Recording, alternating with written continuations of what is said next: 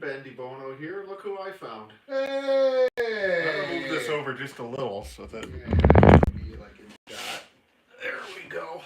Nice. So finally, it's taken the whole season, right. but we finally got you here, which is fantastic.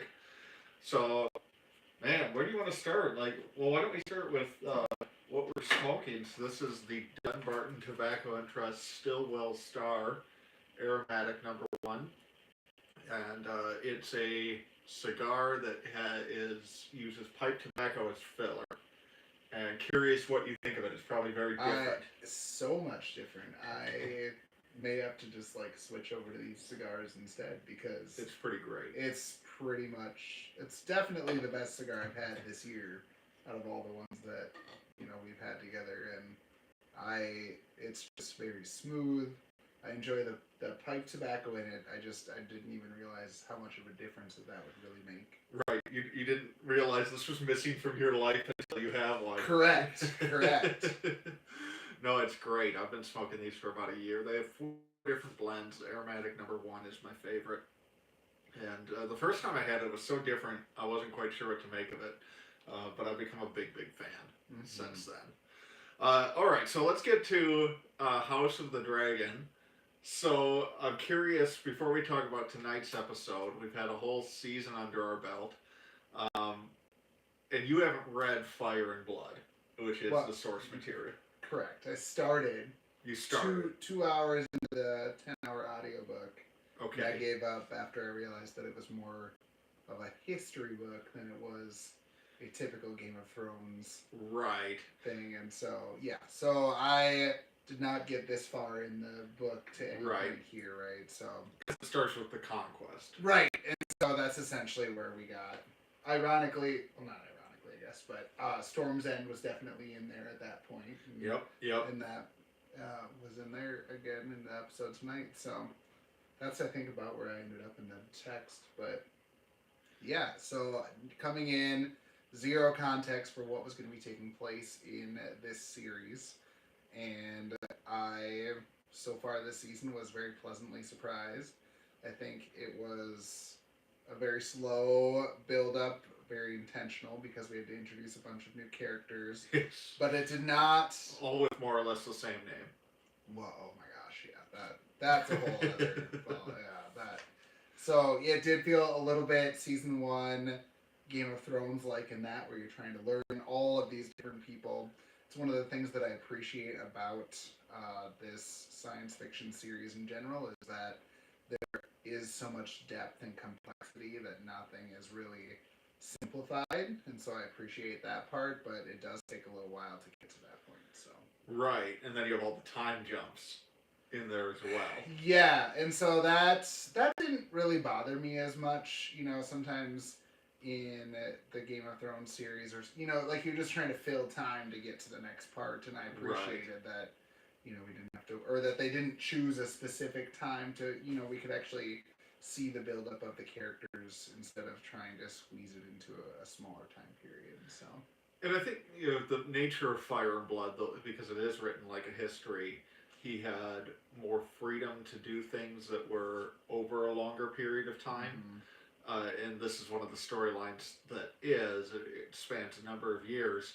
So to me, I know some people were kind of thrown by them as they were going on. I liked the time jumps. I felt like they navigated what was a difficult chronology in the source material really well. Yes. And I would agree. I think that they could have, and I'm sure that they discussed doing, just all of that pre-stuff, just filling that in, with all the same characters, but I think that doesn't do the story justice with watching the progression of the king and his slow march to death, and the different characters and how they did have this lifelong, we talk about these lifelong relationships that these people had in the past Game of Thrones series, and it was just kind of you just had to assume a lot, but we actually got to see the relationships form, the relationships break down, and so I appreciated the time jumps, I think, more than anything. Yeah, it's a really well structured season, in my opinion. One note for the people watching: I saw a comment jump up, and I've been trying, as I've done these live this season, to respond to comments for the live comments. I can't see them because we're too far away. I had to back up the iPad tonight, so I can't read your comments, but I will. I'll read them later. So thank you for everybody who's watching and commenting. I've enjoyed that live interaction, but it's not going to work tonight. My eyesight's not that good. All right, so you know we had this whole setup going into last week. We with Viserys dying 2 episodes ago, then last week on the Greens. Tonight's the Black Queen is the episode title, so all about the blacks. Get a little bit of Otto, and of course Aemond at the end. What do you think of this as the wrap up for the season? I thought it was. I mean, I guess I didn't realize that this was going to be more drawn out than it is over the course of many seasons. I thought we were going to get a little bit further into the storyline in this one. But I mean, obviously, all the signs were. I guess because all the signs were pointing to this is what was going to happen. I thought that this was gonna take place a little bit faster. But Sure. Definitely sets up next season quite well. I mean, they're banking on this running for a while. Right. So I think that they're planning a 4 or 5 season run. Okay. With it in total, which I kind of like. If you look at what happened with the original series, and I think we were both more positive on the final season than a lot of people were, which wasn't hard. It doesn't mean that it was perfect by any means. Right. But at the same time, even being more positive on it, there's a lot of flaws, and I think one contributing factor outside of running out of real estate with the printed material is that the showrunners got burned out. And you look at especially those last 2 seasons; they were shorter. George was pushing them for more seasons, more episodes. I think HBO would have been ecstatic; it was the biggest thing in the world. Right. They got burned out, and so a show of this scale, yeah. On the one hand, it would be great to say, well, we have a 10 season run and everything, but that's probably not realistic. And so I like that 4 or 5 seasons, they should be able to plot the whole thing out based on Fire and Blood. And this season in particular, I've talked about it in these as a prologue season. And I like that. And I like that for the way it ended, because especially here where we're right there at it, the battle lines are drawn, we have a king, we have a queen. Rhaenyra is she's not saying no, she's not going to accept Otto's terms, but she isn't willing to go to war just yet. Right. And her final look at the end of this episode, she doesn't even have to say anything. Right. Though I would have loved it if she would have done the whole Mad King, burn them all, that would have been great. But she doesn't have to say anything. The news gets brought to her that her son Viserys is dead, and that's it. It's like, now we're ready to go. So I thought, in the context of a prologue season, I hear what you're saying, and I think people probably feel that way, maybe, but this is like the perfect setup for the war to start. Right. And I think that it does the same thing that Ned Stark's death did, right?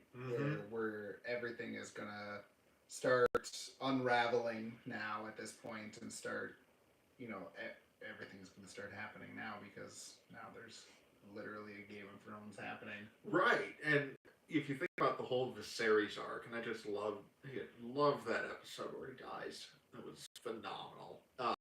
But also just loved on just from a humor standpoint, unintentionally, him just getting more and more dead as the season goes on. And he's barely holding this powder keg together. And then it's been blowing up now for the last 2 weeks. Yeah. And then Rhaenyra being all in is the final element to that. It's like, now everything's exploded. Right. I guess I didn't realize that she wasn't going to be as all in right away. I mean, she had to have in the back of her mind know that this was that something like this was going to happen. Right. But I feel like she would have envisioned herself being on the throne when something like this happened, and so to not be in a place of power, to have the wherewithal to recognize that more things need to be in place in order for you to be able to get there. Like, I would have had a different reaction if I had been told that I was supposed to be the king and did not get that right away. So yeah, and it speaks to her character too, and it's where so many of these characters, I think, if you go back to the original series, it's like we're pretty squarely in the Stark camp. Lannisters are the bad guys. Yes, we get shades of gray introduced from there on both sides, but we have protagonists and antagonists. I think that throughout this season, it's like, well, who are we supposed to be cheering for? yeah, And even going to Alicent's actions in the last episode, she genuinely thinks that Viserys said that her son's supposed to be on the throne. So her mistake is a genuine one. And so you have all these nuances of characters, and I like that with Rhaenyra, that it's not just bloodthirsty, gonna go at it. There's a genuine concern for the realm, and I think it, I'm squarely on Team Black going into this. I think if for nothing else, then Alicent's a little naive, and Otto's just a piece of shit. Well, yeah, and it's almost like an underdog thing a little bit too, right? To root for the black instead of the green at this point, and I think at the same time when you're talking about that, it does seem that, like, if Rhaenyra is supposed to be the next queen, really after that with illegitimate sons, right? It's not. I mean, there's a lot of gray area there too. Well, yes, it is, isn't it? So it is just very interesting that there's definitely large shades of gray on both sides about, technically Alicent has a really good claim, like that side has a really good claim to the throne, and it's actually probably more legitimate than, with the succession after Rhaenyra, what should be happening. Right. Okay, let's go back to the beginning, and we'll work our way up to the wonderful ending with the dragon fight, which is just great. If there's been a theme throughout this season, outside of all the obvious Game of Thrones themes, it's that, boy, we should all be thankful that we don't have to deal with medieval medicine. And here we are again with one more birthing scene for the rogue. Yeah, and that was just, I think that really with with the original Game of Thrones series, I think that when deaths happened, our big deaths typically happened off screen or happened without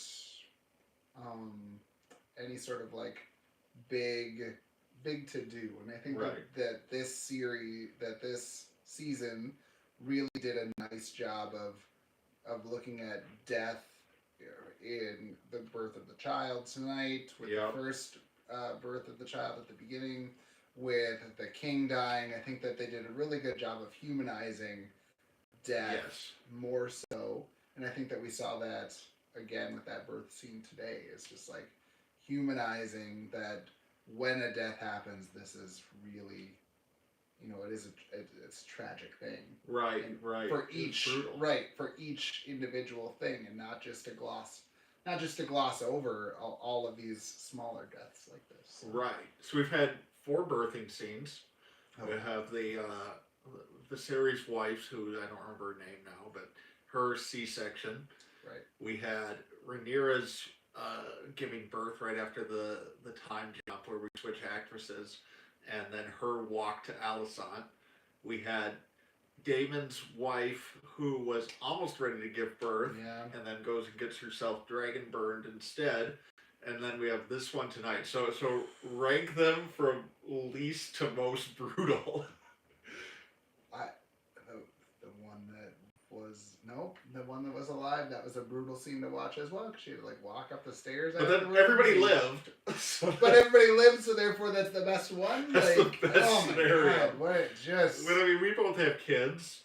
My wife was not walking up the stairs to the recovery room, that's for being sure. That one was with awful. Modern medicine, let alone... Right. All of this. Right. Gosh. So yeah, I'd agree. That's the least brutal. And then you either have to go. I mean, on the other end of the scale, I think the C-section is the worst. Yeah, that one Mom was and baby not. both die, and it was just horrible. Yeah. Everything about it was horrible. Yeah, it. Oof. That one was just. So then your choices are stillbirth tonight or Dracarys by choice because you don't want to do a medieval C-section. I think Dracarys by choice was better than this one. I think I agree. I mean, they were both pretty awful, but yeah, this was, you know, she's standing there, she's struggling, the baby's stillborn. Right. Like, yeah, I mean, you put it well that it was a very human moment as everything's going to hell around her, her throne's being usurped, and it was something else. Right, yeah, the timing of everything on top of that just was not super great, right? And yes. So, and then what's going on? Daemon's holding the War Council. Daemon's such a great character. I agree. There's been a lot of really good characters this season. Some of them very quietly building in their arcs, but Daemon came out of the gate hot and has just stayed fantastic the whole season. I think that a lot of people, for me, I viewed him more as a wild card at the beginning of the season because he was going back and forth. But really, at this point, he has a set of values. Right. I think that it became more apparent tonight what those values are. You can sit there and talk about whether or not his values are correct or valid, but I think that the fact that we recognize that he has values, that he is fighting for, and he's not just this rogue person that does whatever he wants, it makes him a great character. That he isn't just this wild card that's you can never predict what he's going to do next. Right. No, he's definitely taken a side at this point, where I think he was kind of just on his own side. Right. But he's a great anti-hero at this point. I mean, we love him, but he also killed his first wife and has not generally been a great person through this series so far. Right.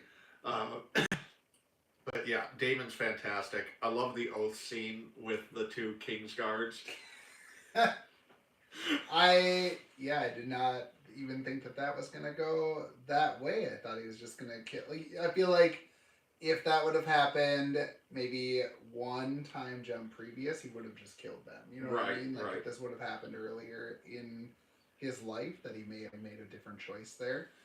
I think it was a wise choice to have Kingsguard around, and I think that he, is at least thinking logically about that.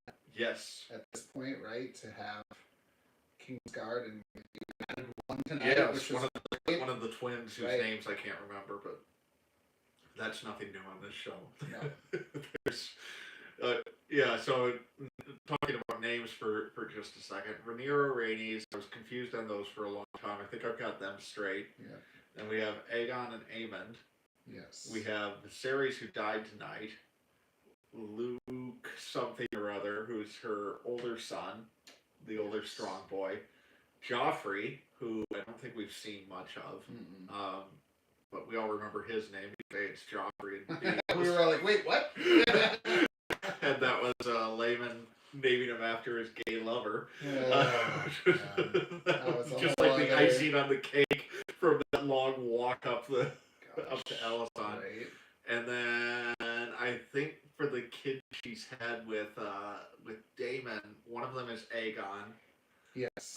Because why not? And I don't know the other one's name. So I think we're doing okay when it comes to names, but they've been very confusing. And they definitely, they tend to repeat themselves a couple generations too soon, I think. You gotta let Aegon breathe before you have another one here. Right? Which I mean, it's true to history. How many Henrys were there? Well, right, but then it was at least Henry the Third. Like it wasn't. Right. They don't get that until they were the king. Then it's the third of your name after that. Right. It's like, well, what about when he's 10 and I can't remember which one he is? Yes. Yeah. I mean, Shakespeare at least had the dignity for Henry V as Prince Hal before he's crowned, so it makes it a little bit easier. But thank you. Yes. Okay. So we have the she becomes the queen. I love conversation. Yeah. So Damon gets to 14-4, but as we'll find out a little bit later, not all dragons are created equal. Right. I was not aware of the size difference in dragons and Oh, that shot where the big one flies over. right, and he's still flying over. Yes. Reminded me a little bit of that Spaceball scene where the ship just keeps going and you're like, my God, when is this gonna end? Right. Yeah, I mean it's one of those things where I think we've been told it a lot, and we've maybe seen it enough individually where you can go back to different scenes and say this dragon's smaller than that one, but we haven't seen it on screen at the same time. Right, and I think with Dany and her dragons, they were all relatively the same size, even though she rode what was it, Vagar or whatever she Right. rode, and it was like this is the biggest one, and it's like, well, I mean, it's debatable. They're all about the same, Yes. But there's clearly a difference in dragons now. Yes. And there is a hierarchy for sure. So I love the use of the candlelight in the table when they're having the war council. Yeah. So was that the same table from? Yes. Okay. So how come they didn't light it up in the original series? That was badass. It was. That was so cool. And just on a practical level, where they have all the little candles and they take the torch and go over them. Oh, that's how they're doing this shit. They got gajillion candles all over. Yeah, and that's a lot of because your wick can last it long. Right. We've all lit candles where you're sitting there with the stupid little lighter that goes out every 2 seconds, takes forever. No, just a torch. You have 200. They had a plan. It was fantastic. But yeah, the table lighting up was used so well. And the season has been derided, including by me at times, for being too dark. And there were a couple moments like that tonight. It would have been nice to be able to see some of Otto's facial expressions during the showdown on the bridge. Yeah. That said, the show has at times, because their defense has been, it's a deliberate choice. It's like, well, okay. At times I've rolled my eyes at that, but at other times, like the table's one, and the scene where Damon's going down to recruit the really big dragon, and it's dark, and then the fire lights up. It's like, okay, this is how you use darkness, contrast there. And it's even going back to the main show with the long night episode.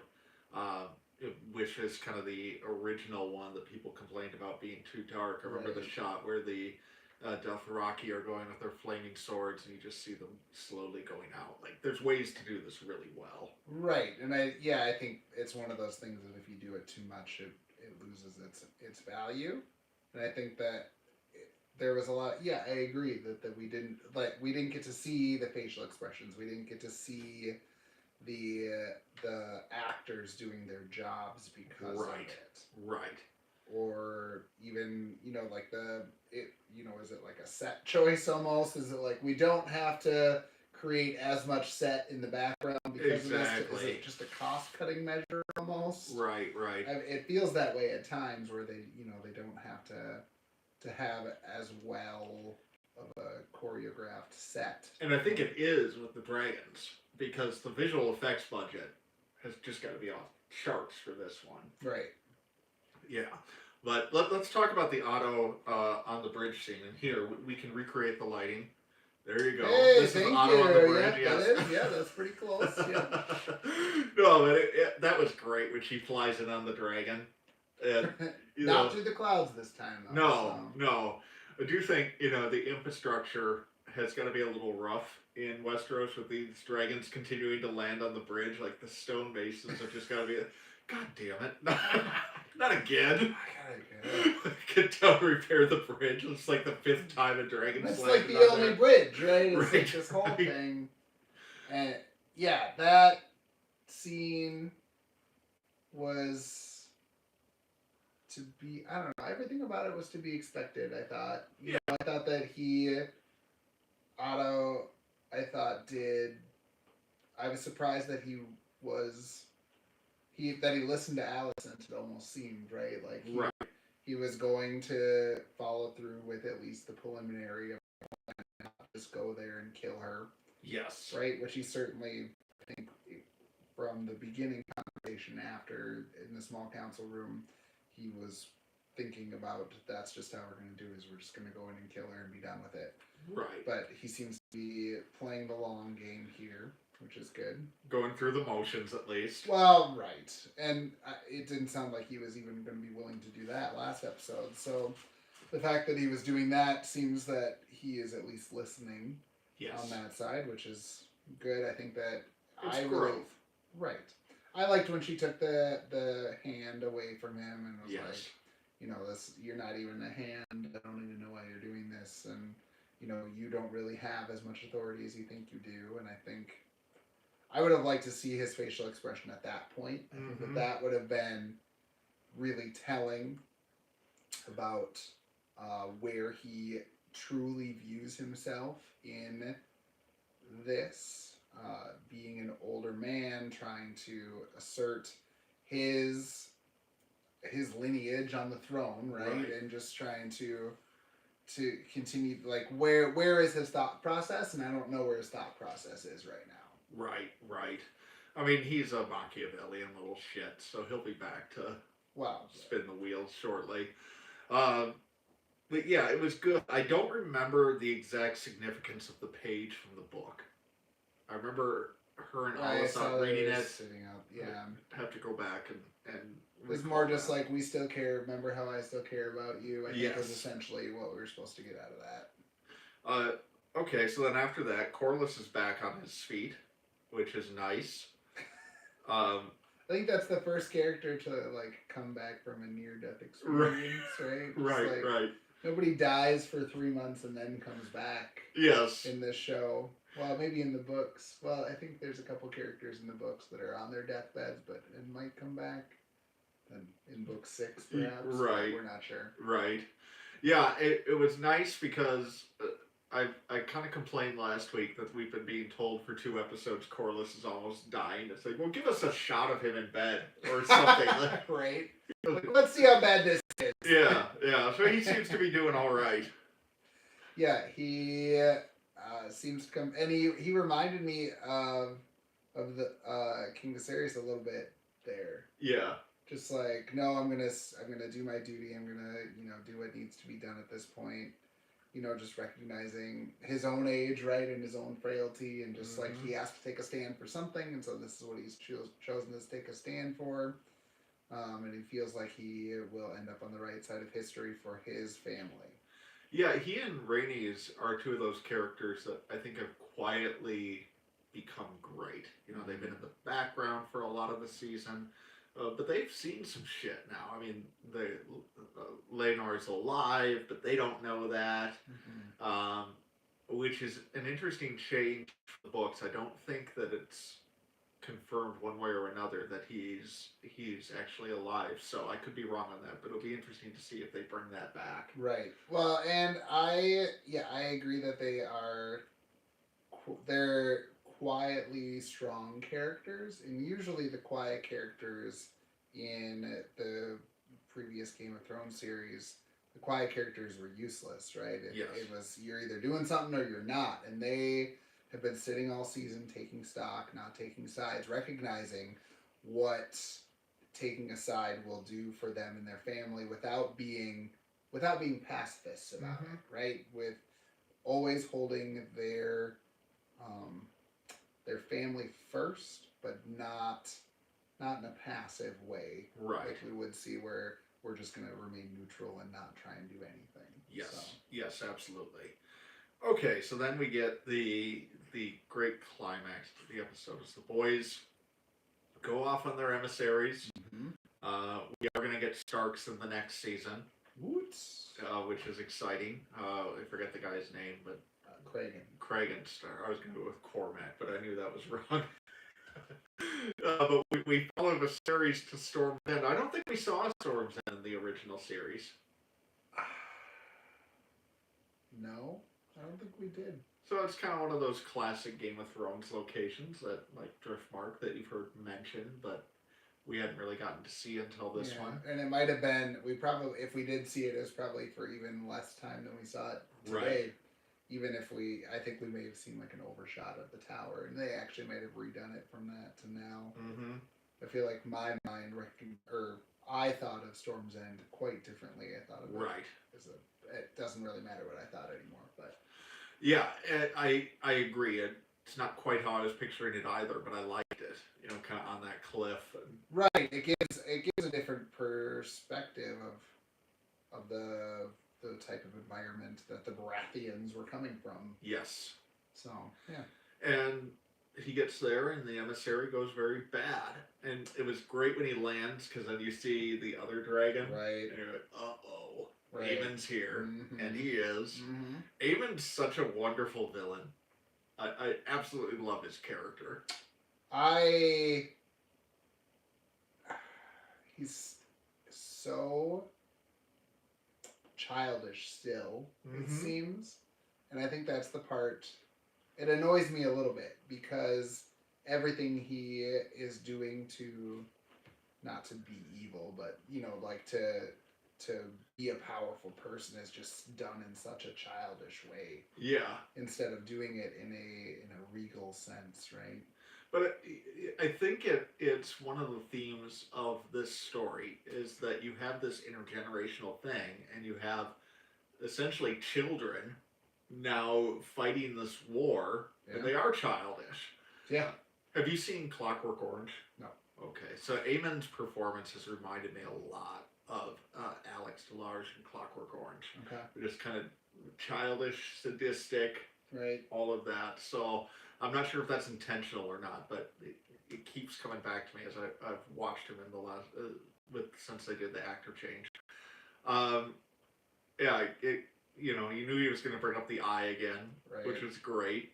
I would have liked a little better lighting there, because I wanted to see it in its full grossness. Right. Right. I can't believe that they sent an emissary out at 6 p.m. to land at midnight. Like, what are we doing there? Like, we could have, I don't know, we could have done that in the daytime. Well, was it daytime? Because when he takes off and he leaves, he gets above the clouds. Yeah, but then it was like morning, or like it was definitely not the middle of the day. Yes.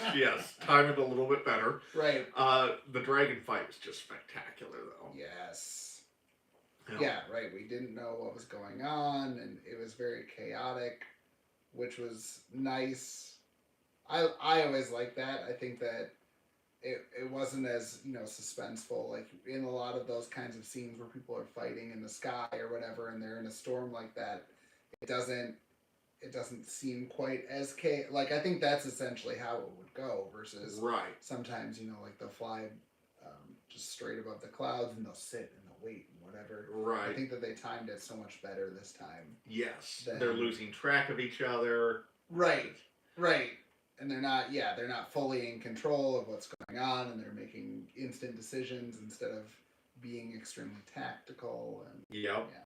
Yeah, and when the bigger dragon, I don't remember its name, but the bigger dragon bites Araxes in half.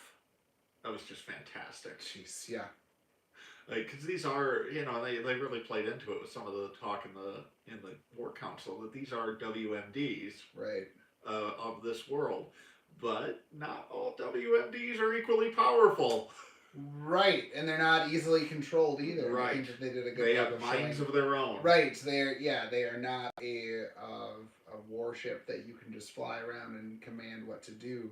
That they do have minds of their own, that they're going to be making their own decisions, and they're going to be, if they get pissed off, then they're going to be doing something that you might not want them to do.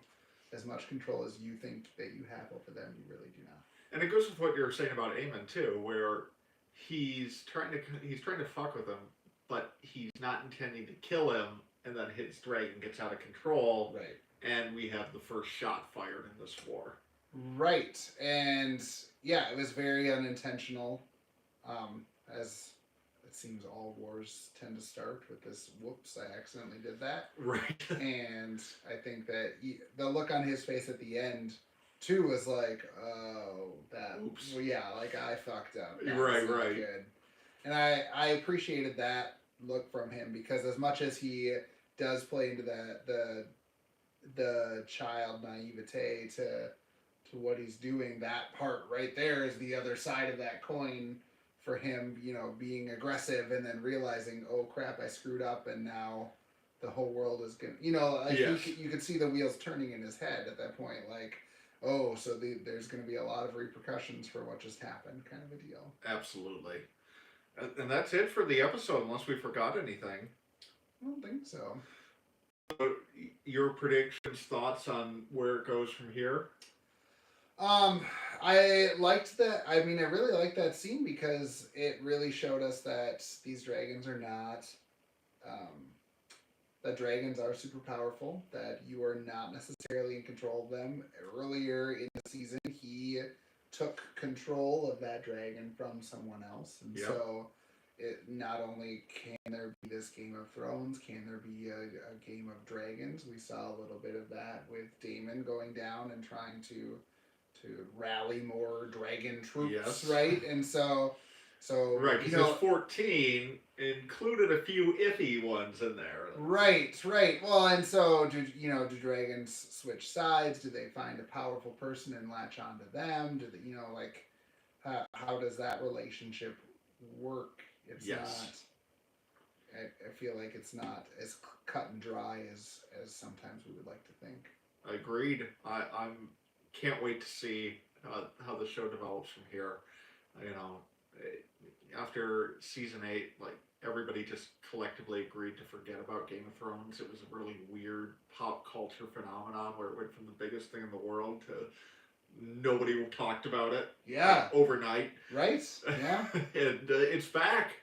And I think this season's won a lot of people's back. I think it has too. I think that people. Yeah. I think that this type of I think the storytelling part really is what is bringing them in. It's not necessarily the dragons. I think that they're telling a story really well. Agreed. And I think that lately we've seen stories that are not told as well, and I think that.